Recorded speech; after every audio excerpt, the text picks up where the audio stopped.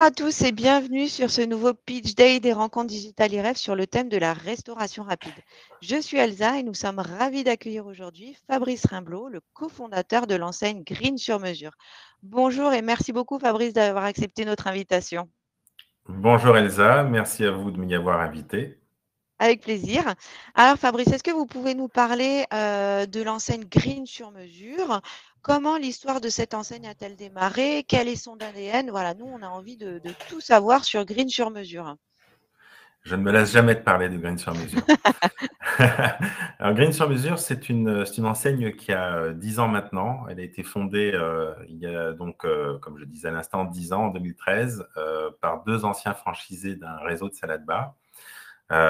Qui avait pour ambition de devenir la première franchise participative spécialiste de la restauration rapide 4 saisons à base de produits frais. Concrètement, ce que ça veut dire, c'est que quand vous êtes dans un univers de restauration rapide monoproduit, comme c'est le cas avec la saladerie, vous êtes confronté à un certain nombre d'écueils, notamment la lassitude que ça peut entraîner vis-à-vis des clients qui ont l'impression de tout le temps retrouver la même chose, et des problématiques de saisonnalité aussi. Ils ne sont pas nombreux les gens qui mangent de la salade à partir du mois d'octobre jusqu'au mois de février-mars.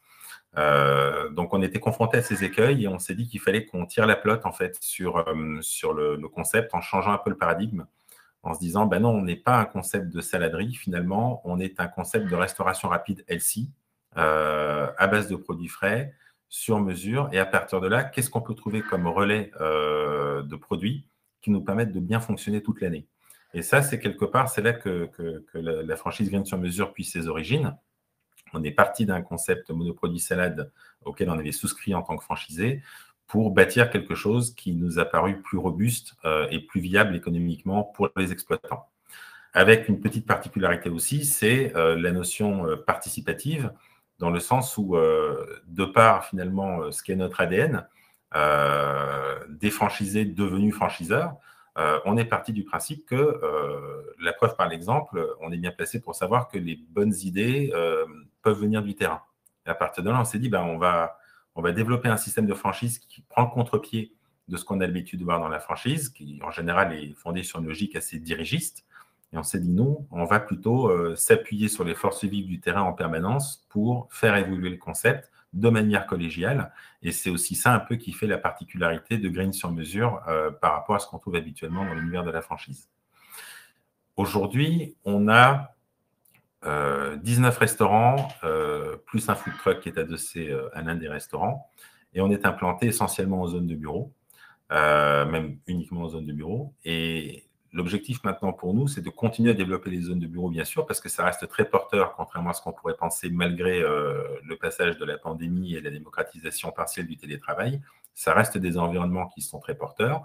Néanmoins, on veut également s'intéresser, comme d'autres l'ont fait avant nous, sur le même segment que nous, aux emplacements de type centre-ville, centres commerciaux et ce qu'on appelle les emplacements mixtes qui drainent à la fois des travailleurs en col blanc, mais aussi du flux passant et du résidentiel. Donc ça, c'est l'un des grands virages qu'on est en train de prendre aujourd'hui, tout en ne délaissant pas les zones de bureau qui continuent à avoir chez nous de très belles performances, mais on ne veut plus se limiter à ça. C'est l'un des, des grands virages que l'on prend actuellement. Ok. Ok, c'est très clair, parfait, merci Fabrice. Donc, on va parler maintenant un petit peu des profils types que vous recherchez.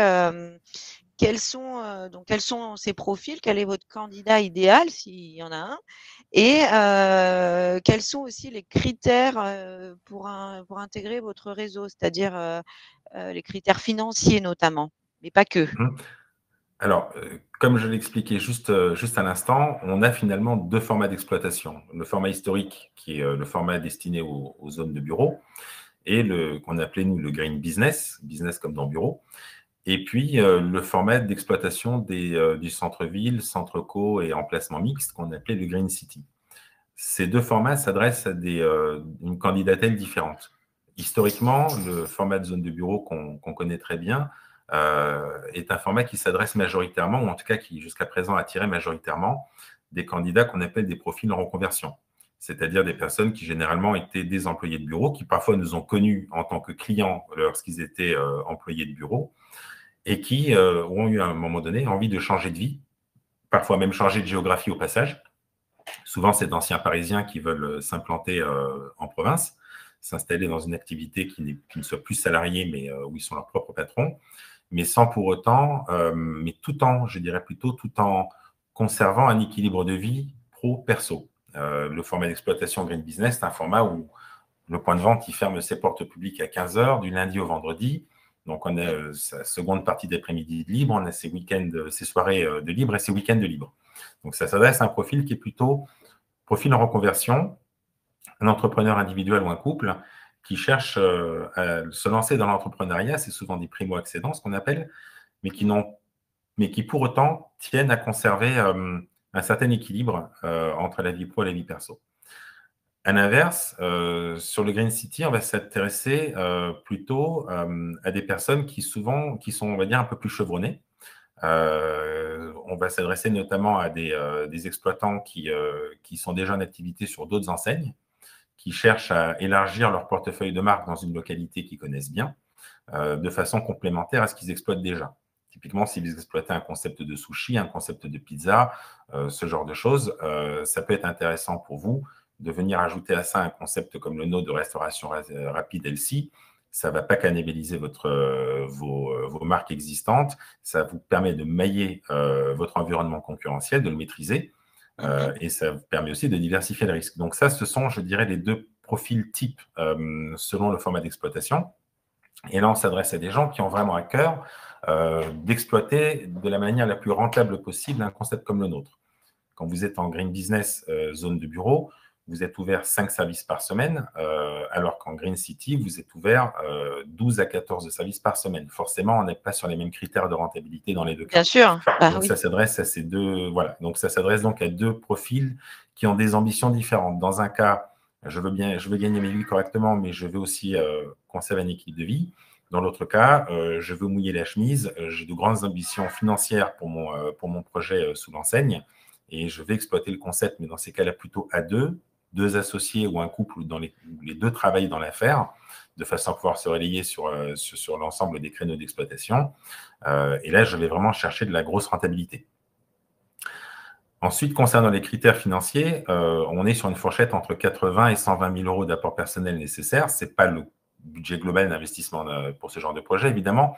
Non, c'est l'apport personnel, on est bien d'accord. C'est ça, c'est l'apport personnel qui va me permettre derrière d'obtenir auprès de la banque le nécessaire pour pouvoir mettre en œuvre mon projet. Si on est dans des zones de bureau, on est généralement sur des budgets d'investissement plus bas parce que les droits au bail ou les cessions de fonds de commerce sont généralement bien en dessous de ce que l'on peut observer dans des emplacements typiquement de centres-villes ou de centres commerciaux. Donc, c'est ce qui va faire vraiment la différence entre le budget d'investissement global d'un projet en zone de bureau versus un projet, par exemple, en centre-ville. Du coup, ça a aussi un impact, évidemment, sur le chiffre d'affaires. Chez nous, dans les zones de bureau, un franchisé qui tourne bien, il va être aux alentours de 450 500 000 euros de chiffre d'affaires annuel, ce qui est une très, très belle performance dans notre secteur d'activité pour un concept qui n'est exploité que 5 services par semaine. Lorsqu'on va aller sur du centre-ville, du centre-co, là, on va aller chercher le 1 million d'euros de chiffre d'affaires. Forcément, quand on revient à la question de rentabilité, ça a nécessairement un impact vu que du coup, on écrase ses charges fixes sur beaucoup plus de créneaux d'exploitation et c'est ce qui fait qu'en fait, le concept est plus rentable lorsqu'on l'exploite sur davantage de créneaux. C'est mécanique et parfaitement logique. Mais c'est aussi ce qui explique que le budget d'investissement est plus élevé dans des zones de type centre-ville, puisque forcément, on va avoir à payer une plus-value pour accéder au local que l'on souhaite sous forme d'une cession d'un droit au bail, d'une cession de fonds de commerce qui est plus valorisée. Simplement parce que l'emplacement est plus porteur qu'il ne l'est sur un emplacement de zone de bureau en termes de perspective de chiffre d'affaires. Et c'est quelque chose que nous, on prend en compte également d'ailleurs dans la manière dont on fonctionne avec les redevances de fonctionnement. Les redevances de fonctionnement qu'on appelle vulgairement les royalties, sur des emplacements de zone de bureau, on est à 3,5% du chiffre d'affaires et sur les formats de centre-ville, centre-co et emplacement mixte, on va être à 5%. Simplement parce qu'on sait que dans les zones de bureau, on est sur un compte d'exploitation qui est plus sensible et l'idée, ce n'est pas d'étouffer les franchisés, mais c'est bien de leur laisser toutes les marges de manœuvre dont ils ont besoin pour se rémunérer convenablement et pour pouvoir pallier à tout imprévu qui peut survenir dans le cadre d'une exploitation, n'importe quel incident de parcours. Voilà un petit peu pour les deux principaux profils, auxquels s'ajoute un autre type de profil qui va nous intéresser dans le cadre du développement à l'international. Aujourd'hui, on est présent uniquement en France, France métropolitaine. On est ouvert au développement à l'international, moyennant que ce soit dans le cadre de la master franchise. C'est-à-dire que dans ces cas-là, on s'adresse à des personnes qui ont les capacités financières, mais aussi les épaules, pour dupliquer la tête de réseau dans le pays qu'ils souhaitent développer sous l'enseigne, la capacité à monter un premier point de vente au minimum sous l'enseigne, une première exploitation qui servira de modèle et de pilote et de centre de formation pour les ouvertures suivantes. Donc, on s'adresse là à des entrepreneurs qui sont probablement plutôt aguerris, peut-être même déjà avec une certaine expérience dans le domaine de la restauration ou dans le domaine de la franchise plus largement, et qui vont être capables de, avec notre aide bien sûr et notre accompagnement, de dupliquer la boîte à outils marketing en l'adaptant au pays qui a vocation à être développé, la boîte à outils juridique qui est assez importante et qui va bosser avec nous sur les particularités, les adaptations qu'il faudra apporter à l'offre et au concept pour trouver son public dans le marché qui est visé. Oui, tout à fait.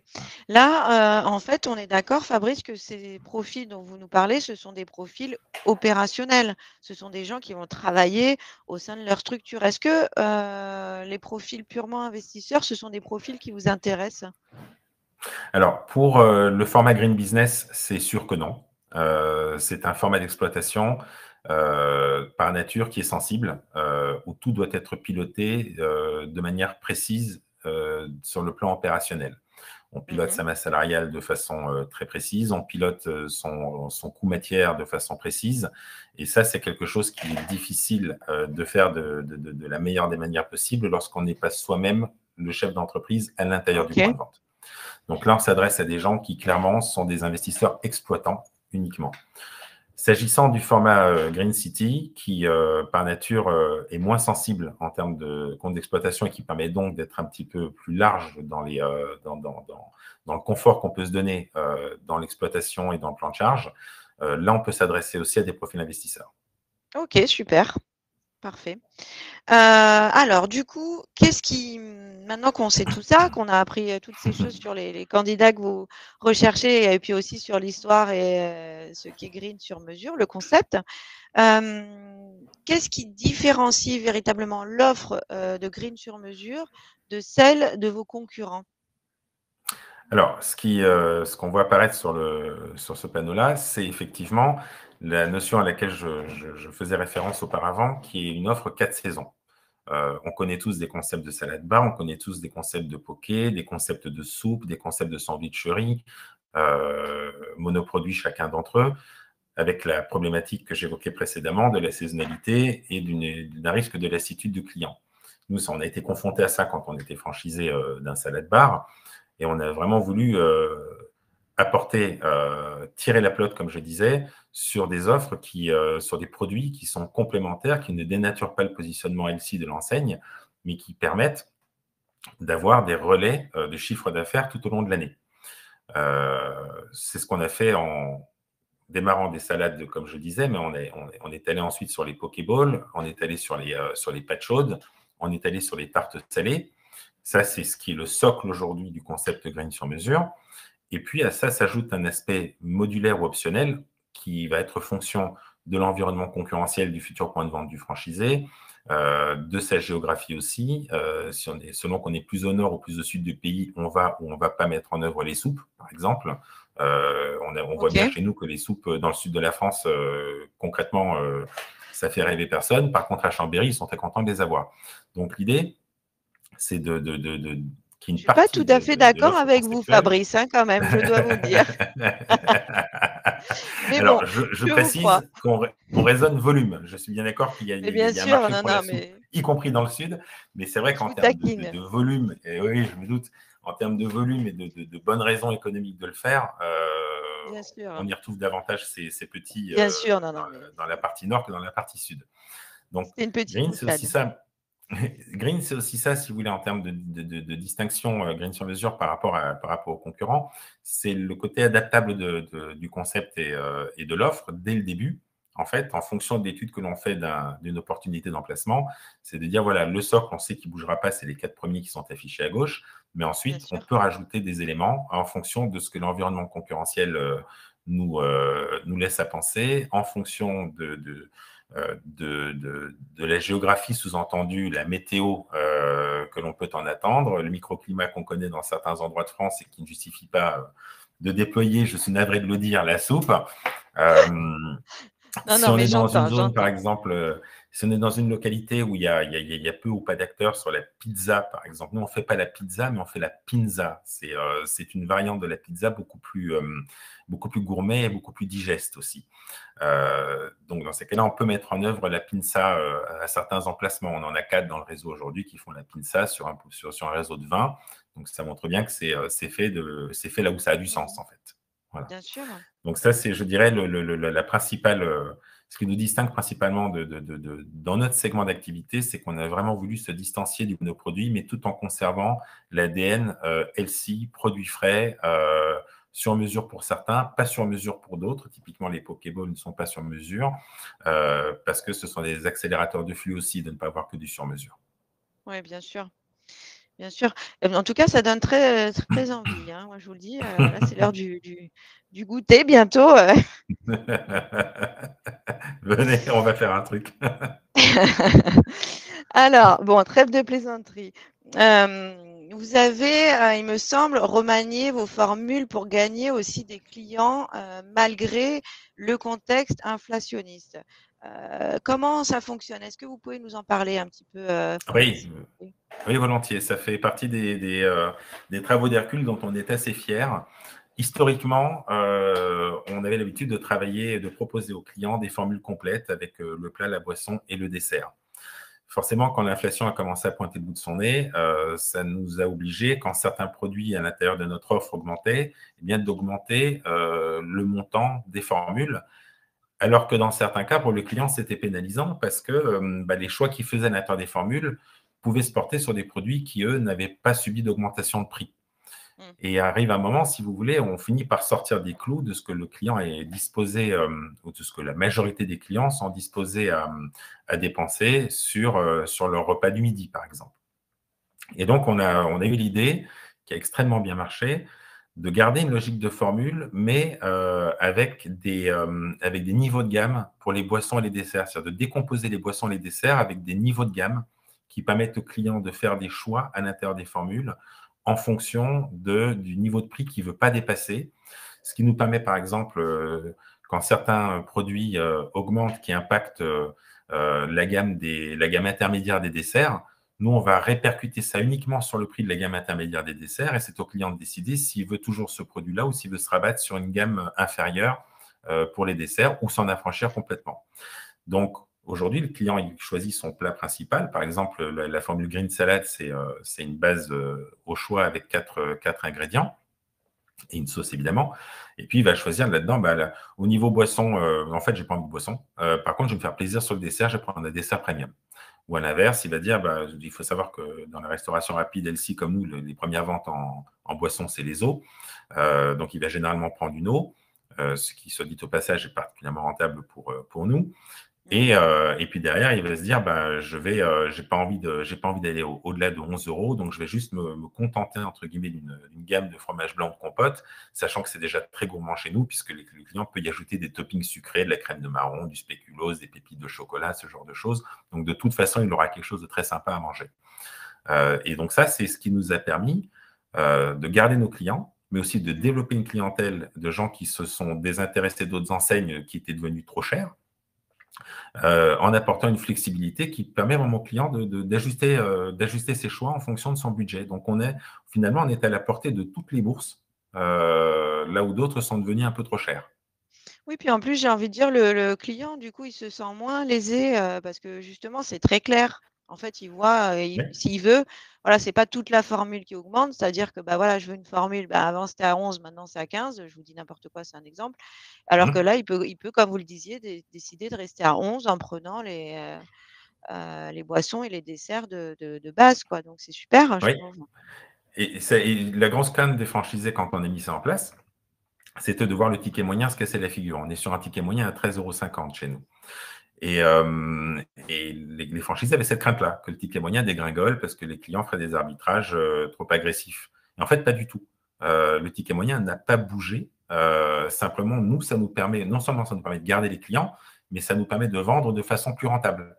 Parce Mmh. qu'on Bah, bien ajuste sûr. vraiment par rapport à l'inflation là où c'est nécessaire que ce soit ajusté. Ça nous permet de s'assurer que nous, nos marges restent préservées et que le pouvoir d'achat du client le reste tout autant. Oui, puis c'est une belle transparence, je trouve, donc bravo pour cette Ouais, initiative. C'est super. Alors du coup, merci. maintenant, on va un petit peu découvrir, où est-ce que vous êtes présent aujourd'hui en France et peut-être vous allez pouvoir va peut-être pouvoir voir aussi quelles sont les opportunités de développement. Oui. Alors là-dessus, aujourd'hui, c'est très simple, hein. On a une vingtaine de points de vente, on est présent dans 18 villes. Et j'ai envie de dire, pour le moment, il y a de la place partout, dans le sens où on est sur un concept qui doit pouvoir trouver son public sur à peu près 200 emplacements en France. Là, je parle uniquement de la France métropolitaine. Donc, au jour d'aujourd'hui, il y a de la place pour tout le monde, même dans les villes où on est déjà présent. La ville où on est le plus présent aujourd'hui, c'est Lyon, où on a 2 points de vente physiques et un food truck. Mais à Lyon, il y aurait la place pour largement plus que ça. Donc, c'est vraiment, pour le coup, open bar. Il y a de la place et on vous attend. Alors j'ai une question justement, Fabrice, par rapport au food truck. Est-ce que si une personne, elle souhaite ouvrir uniquement un food truck avec Green sur mesure, est-ce que c'est possible? Non, pas chez nous. C'est-à-dire qu'en fait, D'accord. ce qu'il faut savoir, c'est qu'un food truck est toujours adossé à un local physique, qui est un lieu de OK, production. Ça, c'est une règle, quoi qu'il arrive, hein, c'est tout le monde pareil. Certains concepts de food truck opèrent à partir de locaux aveugles qui servent juste de lieu de production. Nous, on a pris le parti que ça pouvait être une extension à un restaurant d'accord. déjà en activité qui veut aller chercher du business en dehors de sa zone de chalandise naturelle. Oui, donc c'est super parce que pour le restaurateur, qui est, en centre je vous donne un exemple, qui est en centre-ville et qui a envie d'aller un petit peu chasser sur les terres des bureaux, mais qui a pas forcément envie d'avoir un point fixe et ben, il peut y aller aussi. Il peut le faire C'est une avec le food truck. possibilité. C'est une possibilité. L'autre possibilité, c'est lorsqu'on est présent dans une zone de bureau, c'est d'utiliser le food truck, c'est ce qu'on fait aujourd'hui, pour aller proposer l'offre dans d'autres zones de bureau qui Oui, peuvent être mitoyennes, bien un petit peu sûr, plus lointaines. Mm. bien sûr, bien sûr. OK, parfait. Alors, est-ce qu'il faut forcément avoir été restaurateur ou cuisinier, pour ouvrir un green sur mesure? Et sinon, quel accompagnement est-ce que vous proposez, au sein de Green sur mesure, justement pour les personnes qui ne sont pas issues de ce milieu, si c'est le cas? Alors ça va m'amener à vous parler des facteurs clés de succès d'un restaurant green sur mesure. Il y en a 6. Et le premier d'entre eux répond directement à la question que vous venez de poser. Si on peut voir le panneau suivant. Bien sûr. Euh, c'est le plan de charge.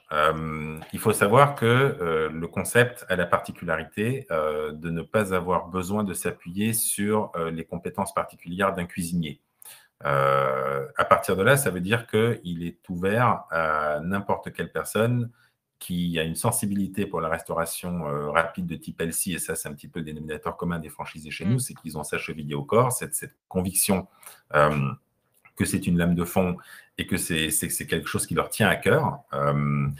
Mais on n'a pas besoin, non, d'avoir un passé en restauration du tout. Nous, on forme les futurs franchisés dans le cadre de la formation pré-ouverture dans le magasin école. Et ensuite, on reforme le franchisé, mais avec son équipe, lorsqu'on prépare l'ouverture du point de vente sur le futur point de vente. Donc, D'accord. la réponse, je pense, est assez claire. Le plan de charge, évidemment, varie en fonction qu'on est sur un format d'exploitation light, green business, où on est généralement 4 personnes dans le point de vente, versus le Green City, où on est plutôt sur une dizaine de personnes. Mais la réponse à la question ne change pas. D'accord. Donc ça, c'est pour le premier facteur clé de succès. Le deuxième, c'est évidemment l'emplacement, hein, tout le monde le sait, hein, en matière de commerce, les trois principaux critères, c'est l'emplacement, l'emplacement et l'emplacement. Ça varie évidemment beaucoup selon qu'on est en format Green Business ou en format Green City. Dans les deux cas de figure, on est sur des superficies de 100 mètres carrés et plus. On évite de dépasser les 180 mètres carrés en zone de bureau parce que ça ne se justifie pas en termes de coût d'occupation par rapport aux besoins du concept pour atteindre les chiffres d'affaires qu'on veut, ce n'est pas nécessaire. Et dans tous les cas, il y a des critères à respecter de nombre de salariés dans la zone, mais aussi, lorsqu'il s'agit du Green City, du tissu résidentiel alentour et du flux. Ça, c'est des choses qu'on voit ensemble avec le candidat à la franchise lorsqu'on commence à bosser sur son dossier. La seule chose que j'ajouterais là-dessus, c'est que ce qui est important et ce qui nous différencie aussi d'autres concepts de restauration, c'est qu'on est un concept qui ne présente pas de nuisance olfactive ni sonore. Donc, à partir de là, ça plaît beaucoup aux bailleurs. On arrive à s'implanter là où d'autres ont du mal à le faire, parce que ça sent pas mauvais, parce qu'on ne fait pas de bruit, très très peu. On a une clientèle qui est beaucoup moins hétérogène que celle qu'on peut connaître dans ce qu'on appelle les fast-food un petit peu mainstream. Donc ça, c'est des choses qui plaisent beaucoup aux bailleurs et qui nous donnent accès à des locaux auxquels d'autres n'ont pas toujours accès. Le troisième facteur Alors clé de juste, succès. excusez-moi Fabrice, Oui. j'ai une question par rapport au local. Est-ce que vous aidez les futurs franchisés à trouver les locaux ou dans leur recherche ou Absolument. C'est nous qui faisons la recherche en fait. Nous Ah oui, avec nos d'accord, ok. équipes. Oui, on a des équipes de chasseurs de locaux avec lesquels on travaille, qui connaissent bien l'enseigne et ses critères. Et il faut savoir que Green sur mesure se différencie aussi par ça, c'est que on accompagne le futur franchisé du début jusqu'à la fin, y compris sur la recherche de locaux. Là, je préempte un petit peu ce qu'on va voir un petit peu plus loin, mais la recherche de locaux, la création du prévisionnel, la recherche de financement bancaire. On s'occupe aussi de l'aménagement conceptuel, donc c'est du clé en main. Il y a des travaux qui sont à faire en amont et qu'on pilote, mais ensuite, c'est nous qui faisons l'aménagement conceptuel du point de vente. Donc, on est sur un accompagnement complet pour arriver jusqu'à un point de vente clé en main qui sera livré aux franchisés. Ok, super. Donc je vous ai coupé, Dans pardon, les sur le autres. troisième. Non, non, je vous en prie. Non, mais la question méritait d'être traitée rapidement. Le troisième facteur clé de succès, c'est l'outil de fidélisation dont on dispose, qui permet, en fait, qui fonctionne un peu comme une carte à la cantine que les clients peuvent recharger, moyennant une bonification qui leur est versée immédiatement. Par exemple, un client qui met 100 € d'avance sur sa carte, il récupère 15 € qu'on lui offre par-dessus, il dépense chez nous pour 115 €. Ça peut paraître très généreux, mais il ne faut pas oublier que la marge brute en restauration rapide, LC comme chez nous, c'est 70%. Donc, en fait, ça nous laisse des marges de manœuvre pour mettre en place des dispositifs de feed qui sont séduisants pour les clients. Ça, c'est quelque chose qui marche principalement dans les exploitations de zones de bureau où on est sur des clients ultra récurrents. En emplacement de type centre-ville, hors zone de bureau, là, on va être sur des outils de fidélisation différents qui se prêtent mieux à ce type de clientèle. D'accord. Sur le quatrième facteur clé de succès, c'est la commande en ligne. Ça fait très longtemps qu'on travaille, nous, de la commande en ligne. On a travaillé avec un prestataire à la mise au point d'un site e-commerce qui fonctionne bien avec une offre telle que la nôtre, qui a la particularité d'être quand même assez large et surtout assez profonde, puisqu'il y a une partie de l'offre qui est sur mesure. Donc, le client doit pouvoir composer notamment sa salade, par exemple, sur mesure. Donc, ça nécessite des développements assez importants pour la partie e-commerce. Donc ça, c'est un site qui est mis à la disposition des franchisés qui exploitent le concept dans les zones de bureau. Là où ça va être différent, c'est sur les emplacements de type centre-ville, où là, on va plutôt travailler avec les plateformes que tout le monde connaît, les Uber Eats et Deliveroo, parce que là, on n'a pas forcément envie d'aller sur la gestion intégrale des commandes en ligne jusqu'à surtout la livraison, en fait. Là, il vaut mieux s'adresser à des plateformes et mutualiser les livreurs qui vont se tarter par eux-mêmes les problématiques de circulation, qu'on ne veut pas gérer soi-même quand on est exploitant en centre-ville. Sur le cinquième, c'est un point important, c'est les appros. On a, nous, à l'intérieur de notre petit groupe, une centrale d'achat et de référencement qui permet aux franchisés de bénéficier de conditions tarifaires qui sont performantes. Elles le sont d'autant plus que notre particularité à nous par rapport à ça, c'est que cette centrale d'achat et de référencement, elle est à l'intérieur du groupe, le groupe qui détient Green sur mesure, mais elle n'est pas que active sur le réseau Green sur mesure. Elle fédère environ 300 exploitants, notamment d'autres enseignes, des petites enseignes de restauration rapide, de telle façon que les franchisés Green sur mesure bénéficient de la force de frappe d'un réseau de 300 points de vente, quand bien même on n'est que 20 à l'intérieur de l'enseigne. Donc ça, c'est un élément qui est ultra différenciant et très puissant pour des franchisés qui nous rejoignent. Ne craignez pas la taille avec 20 points de vente aujourd'hui, parce qu'on a la force de frappe sur les achats, et c'est important pour un franchisé de bénéficier de tarifs qui sont vraiment avantageux de la part des partenaires fournisseurs de la tête de réseau. On a cette force de frappe. Et sixième et dernier facteur clé de succès, c'est celui qu'on a évoqué tout à l'heure. Je vous ai un peu spoilé, ouais, j'ai un peu spoilé, c'est pas grave, pardon. C'est pas grave. Vous m'êtes très, très sympathique, alors je vous pardonne. Non, c'est ce qu'on a déjà évoqué précédemment, donc l'aide à la recherche du local, le dossier complet qui est ensuite qui est monté avec notre aide, incluant ça le budget prévisionnel. La recherche de financement, les aspects juridiques comme l'état local du marché, mais ça c'est normal, toutes les franchises dignes de ce nom doivent les fournir. On a évidemment un manuel opératoire qui est très très complet, qui est un véritable référentiel au service des franchisés.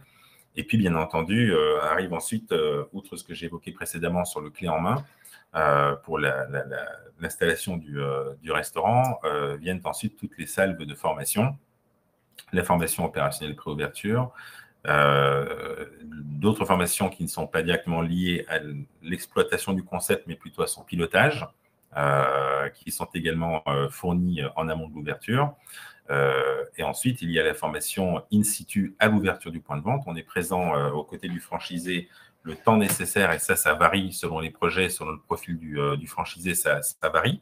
Ça peut être dans certains cas une semaine, ça peut être dans certains cas davantage, de façon à s'assurer que le concept est bien maîtrisé par le franchisé et son équipe avant de le laisser poursuivre sa montée en puissance sans nous. Oui, cet accompagnement. Oui, pardon. Oui, je vous écoute. L'objectif étant que ce soit gagnant-gagnant pour tout le monde, quoi. Donc, oui, absolument. On n'a aucun intérêt à laisser un franchisé dans la nature qui va avoir du mal à monter en puissance. Et ça n'intéresse personne, ni le franchisé ni nous. Ah, non. Tout ce qu'on veut, c'est des points de vente performants, et ça prendra le temps qu'il faut pour que le franchisé soit suffisamment à l'aise dans la prise en main du concept pour qu'on puisse sereinement le laisser poursuivre. Et de toute façon, dans la première année, on revient souvent sur le point de vente. Parfois, on s'annonce, parfois, on ne s'annonce pas. C'est pas dans le but de piéger, c'est juste dans le but de corriger le tir quand c'est nécessaire, dans l'intérêt du franchisé et de la réussite de son projet, tout simplement. Bien sûr, bien sûr. Voilà. Et ça, c'est un petit slide du coup qui vient compléter ce que j'expliquais tout à l'heure par rapport aux clés en main. La particularité chez nous aussi, c'est qu'on fournit un concept clé en main, ce qui veut dire que ce qu'on propose, c'est ce qu'on appelle le pack green, qui comprend les droits d'entrée, la formation, laquelle a un coût différent selon qu'on est dans un format business ou dans un format city, parce que la durée de la formation est plus longue pour le format city, puisqu'il y a plus de monde à former au niveau de l'équipe au moment de l'ouverture. C'est ce qui explique la petite différence de prix entre les deux sur la partie formation. Et l'aménagement conceptuel. Donc, on met sur pied un pack clé en main pour l'aménagement conceptuel et pour l'ensemble du projet du franchisé. Ok, super Fabrice. Écoutez, je vous laisse peut-être le mot de la fin. Vous souhaitez dire quelque chose pour conclure? Je dirais que si vous avez été séduit par ce que vous avez vu ici, sachez que nous, on vous attend les bras grands ouverts. On a une belle histoire à écrire. Ça fait 10 ans qu'on a commencé à l'écrire. On est dans une logique qui est non dirigiste, qui est un petit peu un ovni dans le monde de la franchise, mais qui rend le concept particulièrement convivial à exploiter, avec des contacts assidus, permanents, entre franchisés. Et c'est quelque chose que, contrairement à d'autres enseignes, nous, on encourage. On travaille ensemble, c'est collégial, limite familiale, c'est très sympa. Et on serait ravis d'écrire la suite de l'aventure avec vous. Eh bien, écoutez, Fabrice, merci beaucoup en tout cas pour tous ces éléments qui ont été, j'en suis sûre, très intéressants et instructifs pour les futurs franchisés. N'hésitez pas à vous rendre sur le stand de Green sur mesure pour retrouver toutes les informations complémentaires, et celle-là et bien d'autres encore. Donc, débloquer des informations complémentaires ou à prendre directement contact avec Fabrice et son équipe. Merci beaucoup, Fabrice. Merci Elsa.